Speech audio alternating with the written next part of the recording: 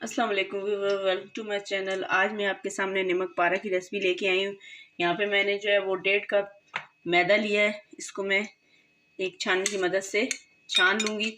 आपने भी मैदे को ज़रूर छानना है।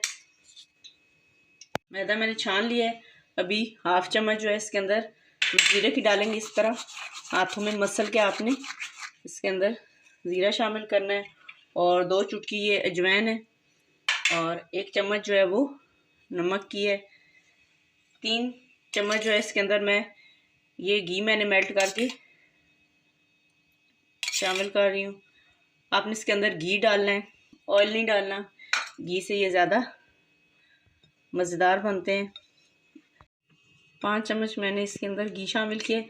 इस तरीके से जब मैदे की इस तरीके से मुठियाँ बनना शुरू हो जाएं तो समझो कि इसका जो घी हमने डाला है वो बिल्कुल परफेक्ट है। अभी हम इसके अंदर थोड़ा थोड़ा पानी जो है वो शामिल करेंगे, एकदम नहीं डालेंगे।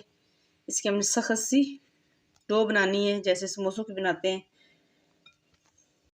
पानी आपने बिल्कुल थोड़ा थोड़ा करके डालना है।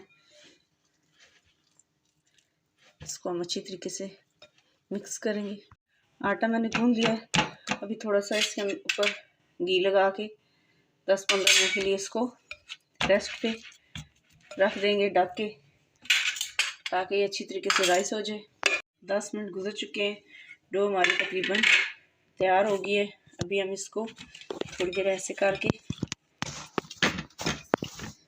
और इसको हम बोर्ड पे निकाल लेते हैं और 2 हिस्सों में हम इसको काट लेंगे। 2 पेड़े मैंने इसके बनाने हैं।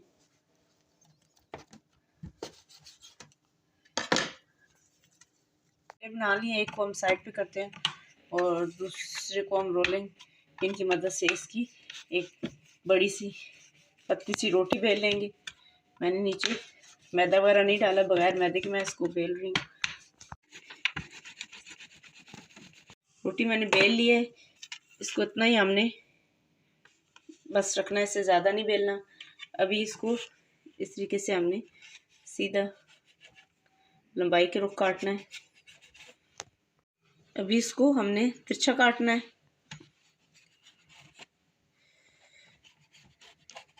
अभी हम इनको फ्राई करते हैं। इसके अंदर मैंने घी डाल दिया। घी हमारा तकरीबन गर्म हो गया है। थोड़ा सा हम इसके अंदर नमक पारे का पीस डाल के देखते हैं। थोड़ा सा हमने इसको और गर्म करना है। शुरू में हमें घी को फ्लेम को हाई रखना है और बाद में इसको मीडियम कर देना है।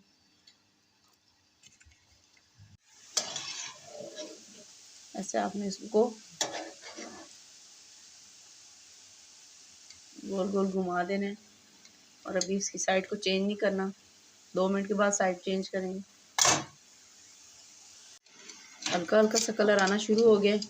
इस तरीके से आपने इनको घुमाते रहना है ताकि सेम कलर आए। अच्छा सा कलर आ गए। यहाँ पे मैं इनको निकाल लूँगी और बाकी के भी मैं इसी तरीके से रोटी बेल के बना लूँगी। फाइनली भी ये ज़बरदस्त नमक पारे बन के रेडी हो गए हैं। अगर आपको ये रेसिपी अच्छी लगी है तो मेरे चैनल को लाइक और सब्सक्राइब करना ना भूलिएगा। ये मैं आपको चेक करके बताती हूँ कि ये कितने क्रिस्पी बने हैं। आपने इस रेसिपी को ज़रूर ट्राई करना है। अल्लाह हाफिज़।